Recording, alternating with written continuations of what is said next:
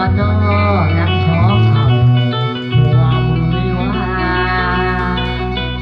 แล้วหัวฟ้าตอมลาเอาหัวแปรยอมเอาไว้บ้าเขาปันอันหนึ่งเลยสองคนเลยโอ้ย3 คนเลยตา3 คนเลย4 คนแล้วไม้ของผ่านฝ่าลูกฝ่ามาเป็นคู่ขอลูกแง่ลูกน้อยฝ่าพบกันได้ทำเนียนนานเลยเอามาละขอได้มันนะขอก็เอาแน่นะง่ายเอาเนาะเฮ้ยนอนนะ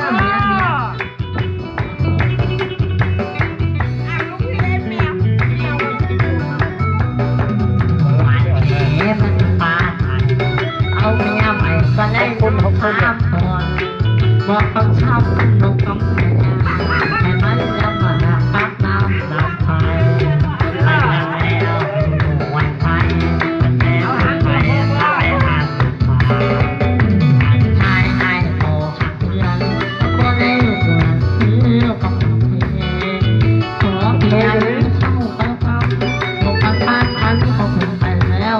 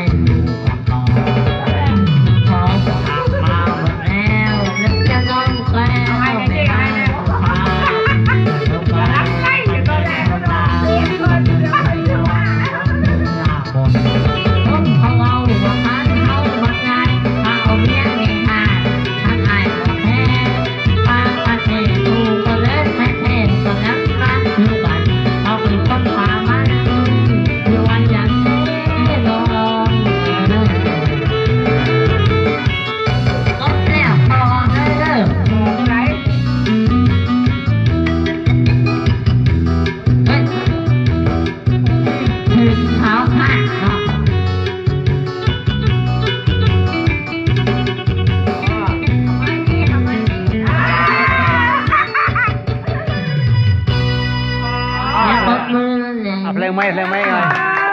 เพลงไม่ธรรมดาเพลงไม่ตัดแม่ฮักมาแล้วชวนแม่เด้อก็ไปหันนี่เนาะ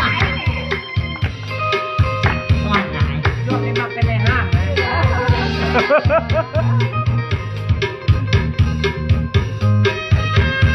บอกเนาะเนาะรางวัลเนี่ยเนาะ โอ้มีรางวัลอยู่นะโอ้ย นะ นึกว่าเจ้ามีไม่ห่างจากคนเจ๊เจ๊มีรางวัลอยู่บ่มีชายมีรางวัลอยู่บ่เนาะ ตัวดีปัจจุบันแดงให้นอนแดงลูกบันแทนให้ผ่านแดงบัวขึ้นมาให้น้องจังไห้ตัวไปบ่ได้ตั้งลาปล่อยลูกให้เป็นกำพร้าแม่ต้องมาหาและผู้ลูกเฮียน อายนักถามไทยเรื่องราวกับคนฟ้าน้องบอกว่าลืมโบราณไว้กลางนาทีบุญญาณแล้วไปมีน้องน้องก็ปล่อยพอดูนันเทียนโบราณว่าคนเทียน เรื่องอะไรว่าพอกันแม่หาน้องจะเข้าถูกกันไอ้ลูกขอมาฟังอาคาให้น้องวันลูกน้อยพักดีไอ้ก็มีหน้าที่แบ่งปัน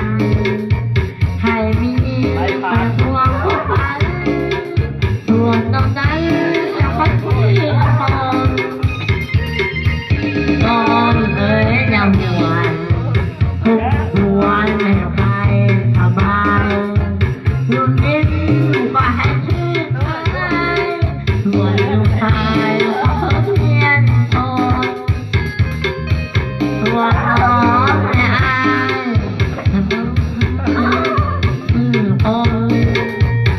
แม่หาต้องเปลี่ยนเป็นคนเขาวงอันนี้นะเบียร์มีมาน้อง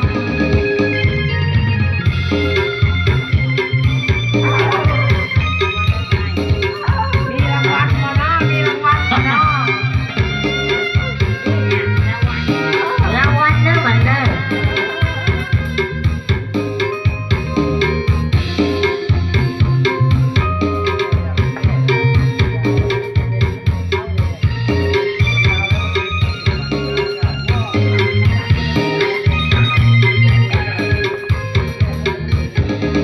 แม่หาน้องจะเข้าหูกันไอ้ขอมาปันอาคาจะให้น้องวันลูกน้อยทันทีไอ้ก็มีหน้าที่แบ่งปันให้ดีมาทวงทุกภาคีส่วนนอกนั้นแล้วไปเพื่อปนไอ้วันละวันคงควรให้ไปสบายลูกนี้ลูกก็แห่งที่ชายส่วนลูกชายก็ต้องเพียนทนตัวน้องเนี่ยอาย กดไล่ แค่ทุกไปนั้นคือคนแม่หางจะเปลี่ยนเป็นคนหน้าทวงไอ้นี่นะเบียร์ใช้ได้มาเนาะ คนนั้นได้สุดกดไล่ให้แล้วอ่ะ แม่มาเนาะ ยังกดไล่แล้วบอก ก็นี่มันมาเอง กดไล่บ่ มันจะบอก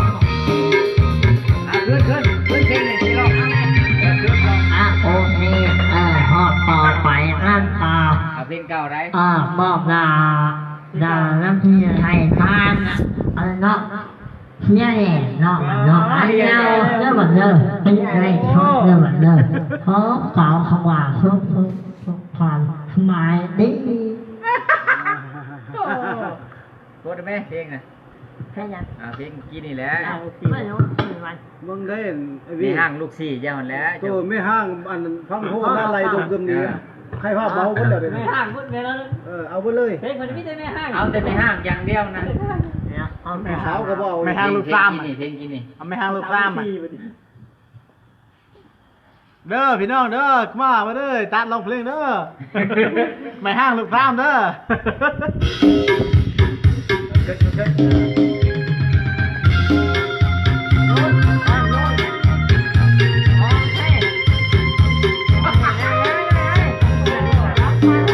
ไล่สดอีกฝั่ง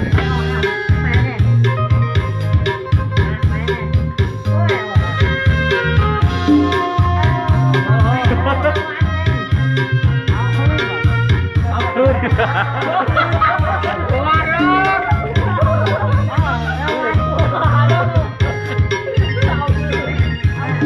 ทางลูกสี่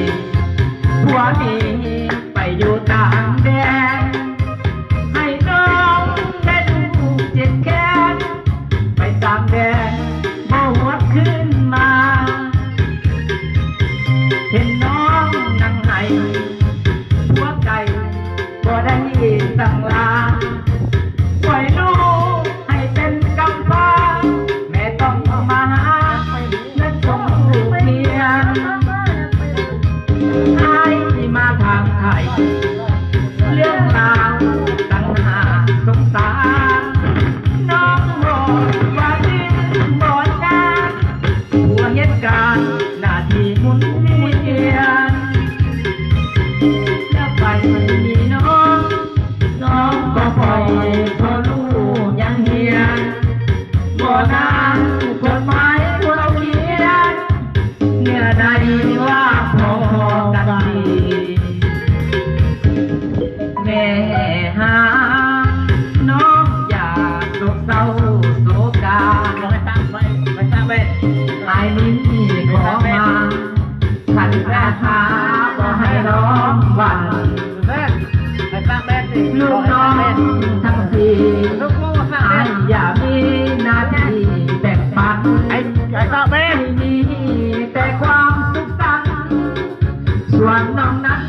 ให้ใจซื่อตรงน้องเอ๋ยอย่าห่วงพุ่มพวงให้ใจสบายยิ่งจะให้ซื้อขายวันลูกได้จะเสือเอียนสูงส่วนน้องและอาย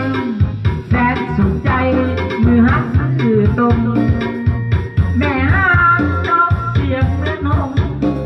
อย่าพะวงไอ้นี้นะเมีย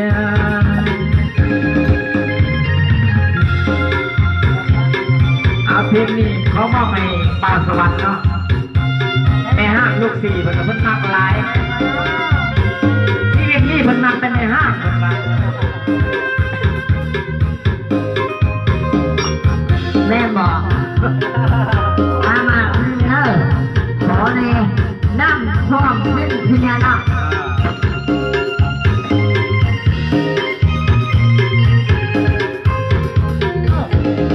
แม่หาน้องอย่าจงเศร้าโศกาไอ้นี้ขอมาขันอาสาขอให้น้องวันลูกน้องอย่ามีหน้าที่แบ่งปันให้มีแต่ความสุขสันต์ส่วนน้องให้ใจซื่อตรงน้องเอ๋ยอย่าห่วงพุ่มพวงสบายป้าลมเมาจะให้สื่อขายส่วนลูกได้จะเสริมเรียนส่งส่วนน้องและอาย ออกมานะ เสียงกระดุมอย่าประวงไอ้นี่นะ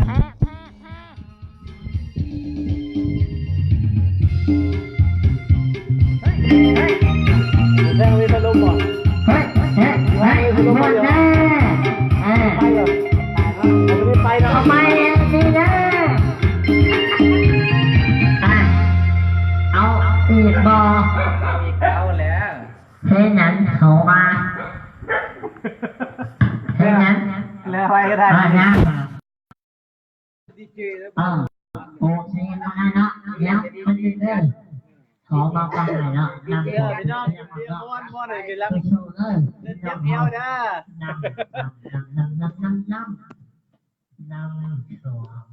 น้ำท่วม น้ำท่วมบักเป้ป่ะ โมเมนต์เนาะน้ำท่วมเป็นเพี้ย เป็นต้นรวมอัศพร น้ำท่วมตะเปอร์มันใบตัด ขอมาฟังหน่อยเนาะ ต่อมาจะให้ได้แล้ว น้ำท่วมมีโมโนโมเมนต์มันเป็นอันนั้นนี่เป็นเบียร์ต้องการขอโทษนี่เนี่ยโมโน กล้องมาได้พูดไปได้ว่าได้เลยเซนังเด้อเซนังเด้อ นั่นว่า แล้ว แล้ จะ ว กดถึงคนเบอร์เมียเขาเพิ่งออกมาได้เลย ว่าไปแล้วมาแล้วอ่านโทรศัพท์ไปนี่เด้อเอาเช็คขึ้นรถไฟไล่ผ่านทางตัดทางนี้ ตัดให้ดังขึ้น ถูกเอาบนหวยก็เพื่อรักหัวคงเอาดูก็ถูกบนหัวจังทองไหลไหลอาทานน้ำหอมที่เพียอย่าลงตรงนาน้ำท่วมน้ำฝนปานเมฆสายทองที่ผาคอยนักท่วมอุบลที่เสียอาเทียมโลกคนน้ำมรมลงฟ้ามกระดำลงเรือลงเทไปขอบฟ้าเหียวไปหาทางคงเป็นกว่านั้นอยู่ทางมะพร้าวคำเทวาก็เอ่ยตัวเลยลูกหน้าปลาลำปล่อยให้ผมพอลงน้ำดำปล่อยหาน้ำเดินขายของน้ำของไหลหลังเป็นไปทางยานั้นก็มีหัวลอยต้องถือทำดีเป็นคนที่นอนที่นอนขอหวังเทวาเดี๋ยวพา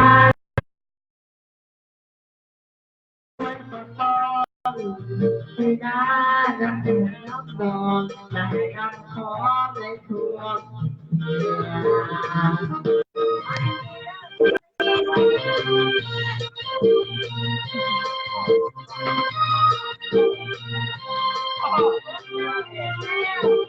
แล้วเห็นจะรับหลับละโอ้ยยืนได้หนัก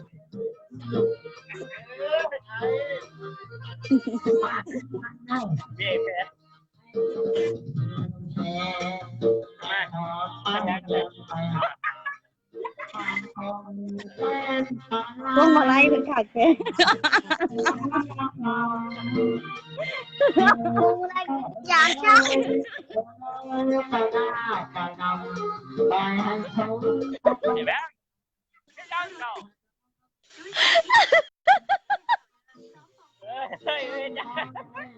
อ็ดปั๊มตามไล่รถ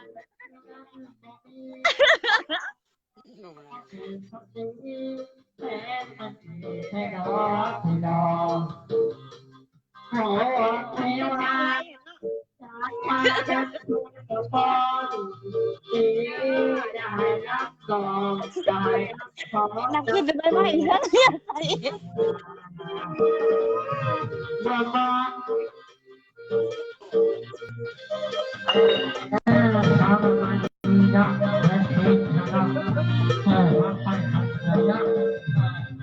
คนไล่เจ้าไร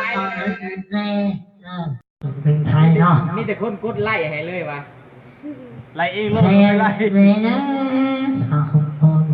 อ๋อนู้นเพลงนี้เอาพี่หมอนแหน่นะพี่หมอนนะพี่หมอนทำเผา ที่เราจับเขา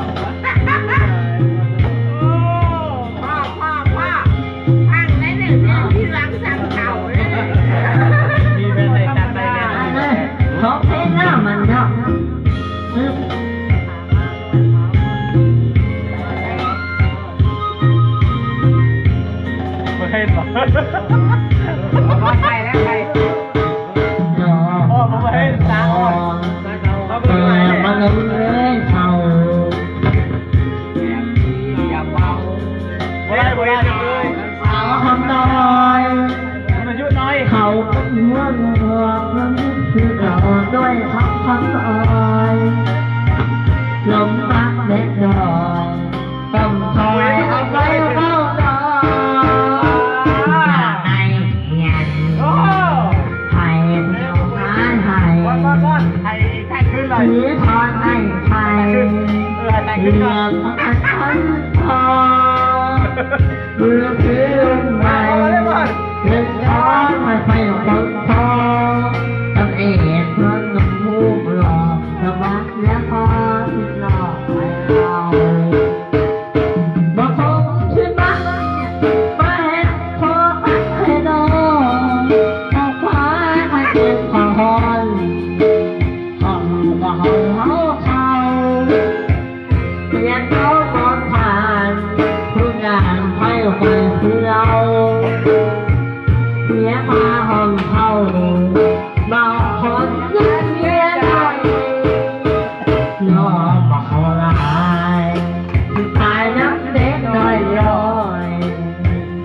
ก็ไม่รู้เป้าของไปลงไหน มีคนเบิ่ง14คน เขา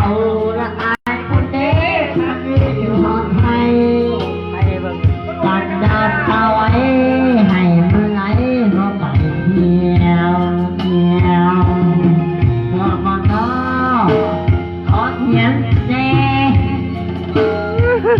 เฮ้เฮ้ เอ๊ะคนไทยละบอลเอ๊ะคนไทยละบอลคนแล้วคนละซ้ำมาคนละอีคนอะไรใส่ ห้องก็ห้องเขา มีคนคอมเมนต์ว่าม่วนบ่ได้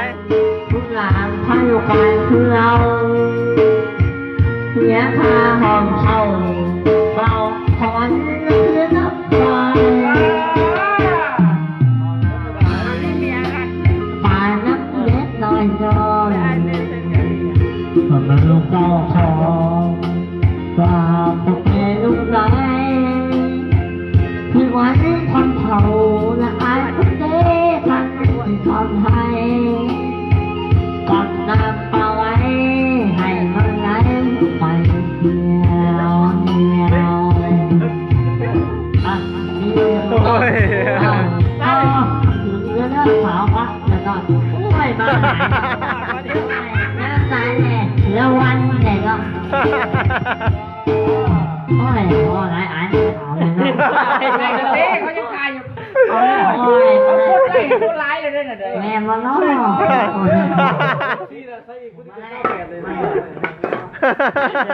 ไปเลยไปแม่ ปาทุกตาม18คนนะตาม18คน มา แล้ว เลยเขาจะดี คนธรรมดาเลย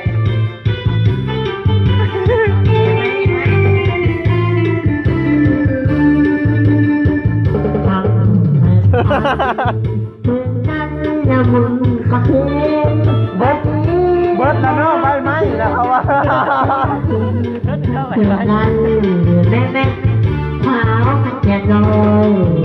ปล่อยให้หัวตา บาทสวรรค์เลยเขาถามว่าอยู่ไสห้องอยู่ไสเขาถามน่ะ มันพักเพื่อนลูกชายไอ้แขกเพียนตัวน้อยเรียนนั้น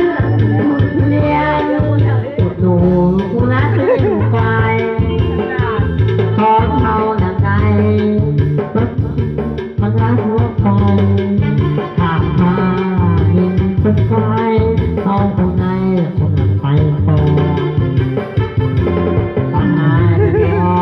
ตังไม่ตังเลยขนาดหวังต่อเธอนะคะ บ่มีไผเอามา แล้วมาเท่าของใจไปอายก็นอนเขาไปทำใจทำผิดทำช่วงกันถ้าคนใดเปลี่ยนนอนตอบตา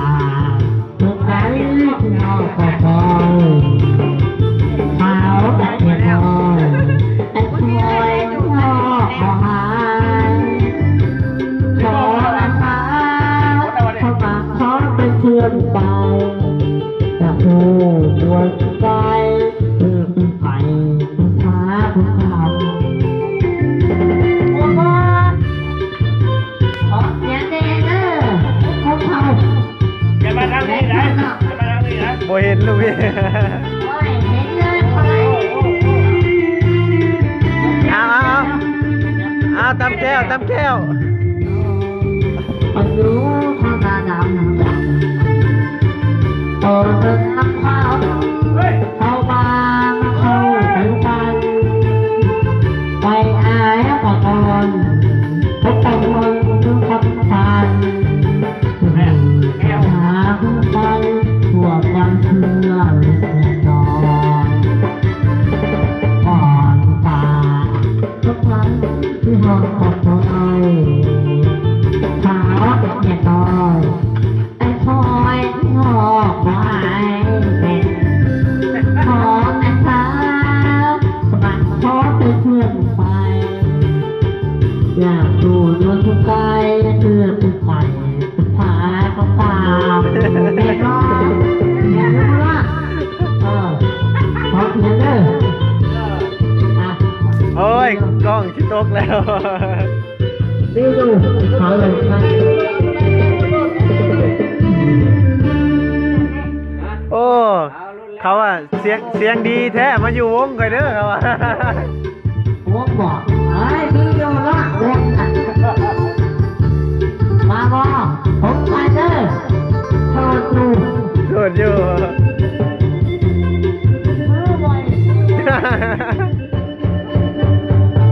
ขอเล่นข่าว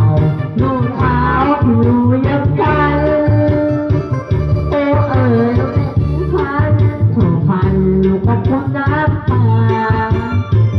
มาแทงข่าวว่าลูกน้ำพึ่งบัวฟ้า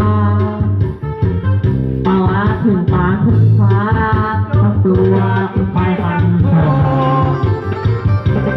ข่าวบัวฟ้าถึงใจลงหัวใจไม่รอข้างนอกเป็นทางสังคมทุกนาโลกกีที่แสนได้เห็นตาสันลมย้อนเถื่อตาลมสายลมจางเอาหนาวเดือดดาวเส้นเศร้าแล้วมันฝันสุดปวดร้าวอกแม่บัวบานที่บ้านสร้างหาบ้านลือเขากล่าวกันอกแม่บัวบานเหมือนเพื่อนตาย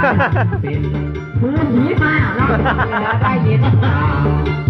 แม่ฟ้าเฮาเขียนส่งเสียงลูกเอ้ยว่าแม่ยังรอคอยผ่านคืนดาหินอยู่บังเฮา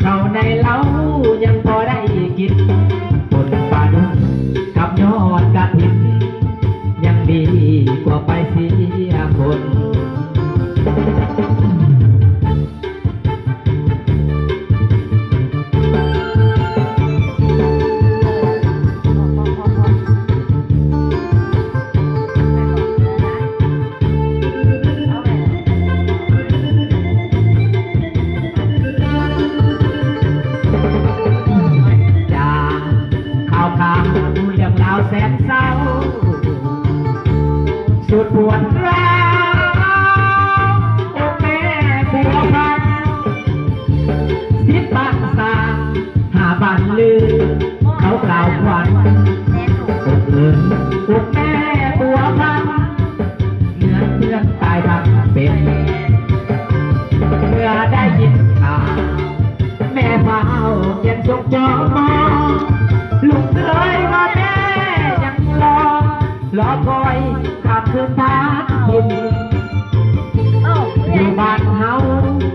ในเล้ายังพอได้กินบนป่าดุกับยอดกระถิ่นยังดีกว่าไปเสียคน เป็นบ่าวสวรรค์บ่าวสวรรค์คนโก้สุริโยบัตตาดับแต่หน้าหูขี่บ่ได้ดับเด้อพี่น้องแม่บอกโอเคเนาะเพลงนั้นอ๋อเพลงมาแล้วโอเคเนาะขอเขียนแน่เพลงของเขา บ่าวสวรรค์คนโก้ ขอลงไป หรือ อ๋อมา ไอ้ตามคน ว่ะ แม่บอก อ๋อแม่นแล้วเนาะ กูบอกเอาหน่ะชื่อเขาอีกเพชรเก่าอีก กินชื่อเจ้าก็ได้ เขาพาขนมโมเมนต์เขาพาอินทันเนาะเขาพาอินทั ถ้าน สงสารไม่ห้างบ่มีลูกบ่มีผัวนะ เขาพาอินทัน สงสารไหมฮะ เขาพา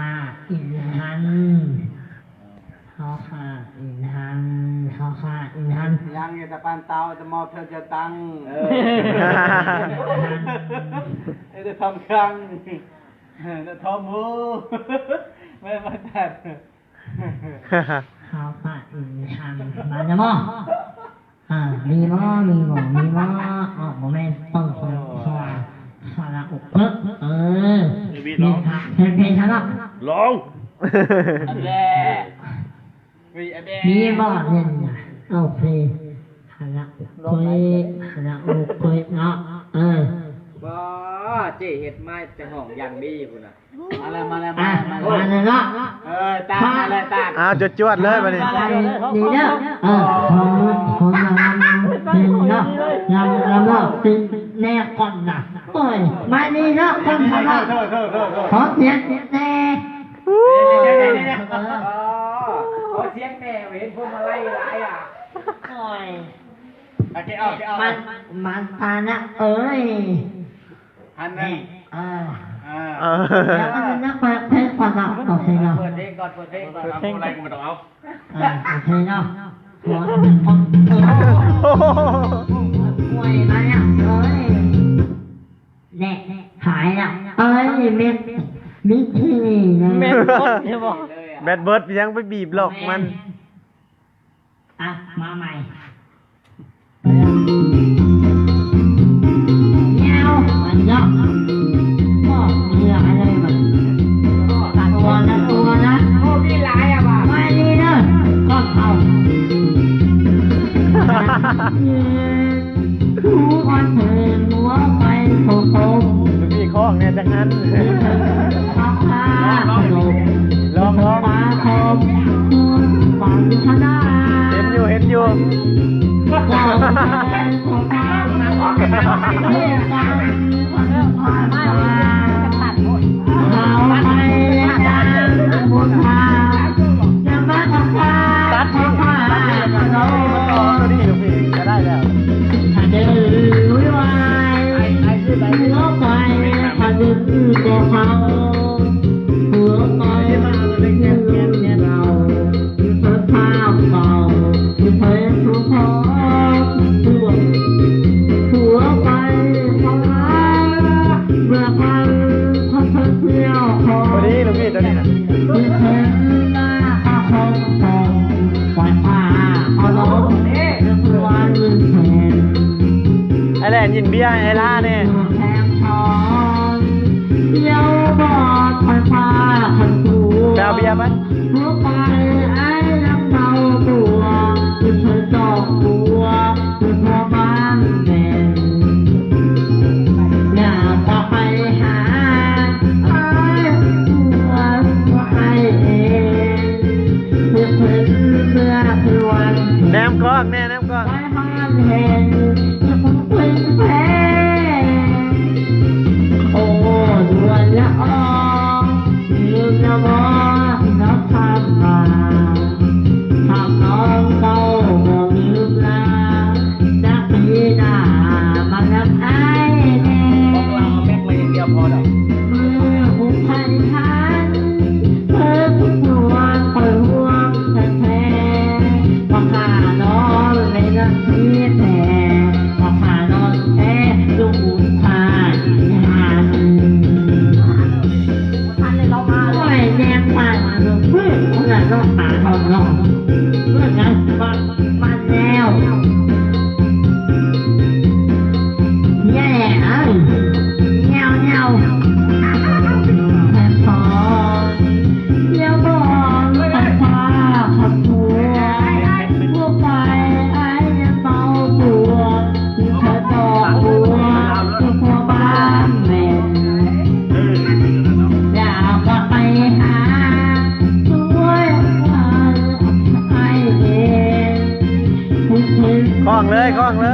คนที่ออกมาแล้วนี่ ไม่ฮอนเฮ เหลือ8 คน โอ้เดือนละโอ้ยืนรอเมื่อคันขับมาขับน้องเข้าบ่อเรือและปีมามันเอาไอ้แน่เมื่อบนข้าโอ้ยคนแพ้ราคานอนในน้ำพีแท้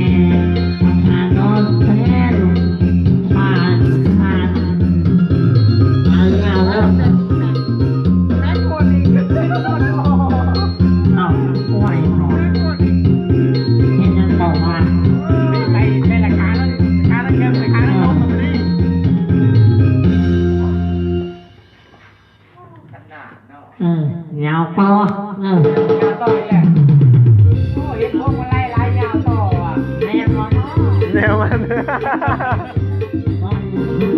แม่มึงพวกมาไล่ยาวต่อ แล้วก็รอดยิ้มด้วย แล้วต่อเดี๋ยวเด้อพัดนี่นะเรียกร้องโบมอนก็น้ำใหญ่ตูแม่น้องดูของคนพักทีอาทิตย์เป็นผู้ยันติดแม่น้องพินบ่เห็นสิมันบ่มีฟ้าคนเห็นหน้าแถวตรงนี้พักเขามาลงทันทีพอคนนี้บอกฟ้าบอกเธอ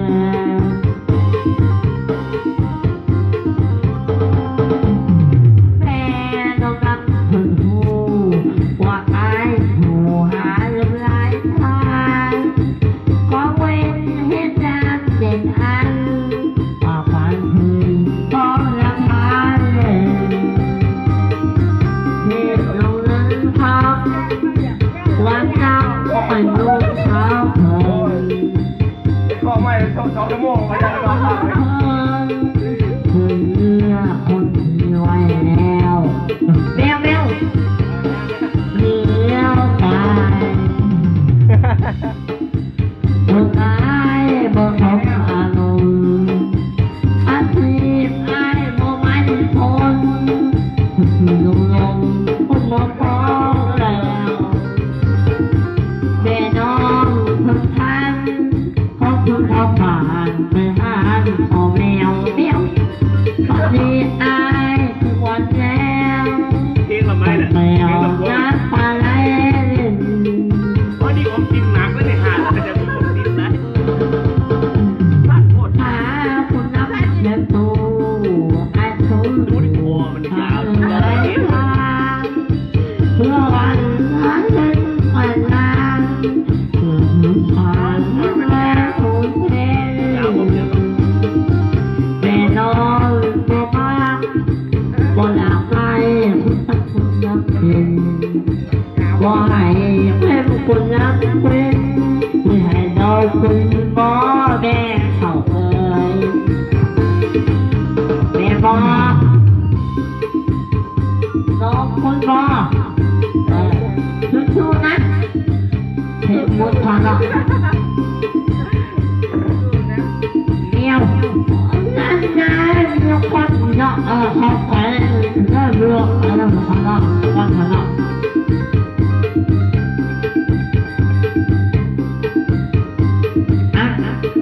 แมวนิ้วแน่มือน่ะถ่ายเลย คอกอีกแม่ทุกพี่ แล้วตายเมื่ออายบ่สมอานนท์อาชีพอายบ่มันทนลมผมบ่พอแปลแม่น้อง มาอีกแล้วพ่อคือพ่อผ่านไปหาพ่อแมวอาชีพอายทุกวันแล้ว ไม่บอกอะแบงค์ ไปแล้วน้ำอะไร มาแล้วขึ้นมาแล้วคนร้ายอีกแล้ว หาคุณรับเย็นดูไอ้คนผู้หาเรื่อง ลุงพี่ ถึงทั่วผ่านทั้งแดนทุนเทน แมทสิเบิดแล้วแมทสิเบิดแล้ว แม่น้องลำบ่บ้าบ่อยากให้บ่ให้เป็นคนรักคนอยากให้น้องกินบ่ไม่เอาลมแล้วบอลมันออกแล้วมันออกแล้วเราพอดูนี่มันออกแล้วนี่มันออกแล้วแล้วมันออกแล้วเอาเข้าไปเลยนี่แถมขอมาอย่าแล้วนะ ต่อไป แม่บอก เออ แค่นั้นเนาะ ไปกูยังหมดแล้ว พ่อมาแดกน้องพ่อพี่ไม่นอนแล้ว แน่นอนไว้ฮะอ่ะเห็นนักข่าวของไทยแม่บอกเนาะข่าวของไทยมีฉากแท้ๆครับบอก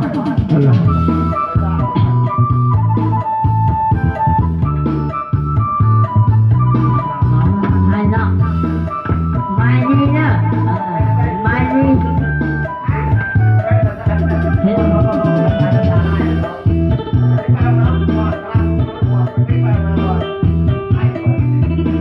นี่คือก่อนเชื่อไปพาลูกเขาเอาสู่ความความบ้านน้องไทยไอ้ควายในไฟเอาไปอยากเอาเนื้อบางคนขอต้องควายก็แค่ไฟลงเถื่อก็ไปมันเบื่อ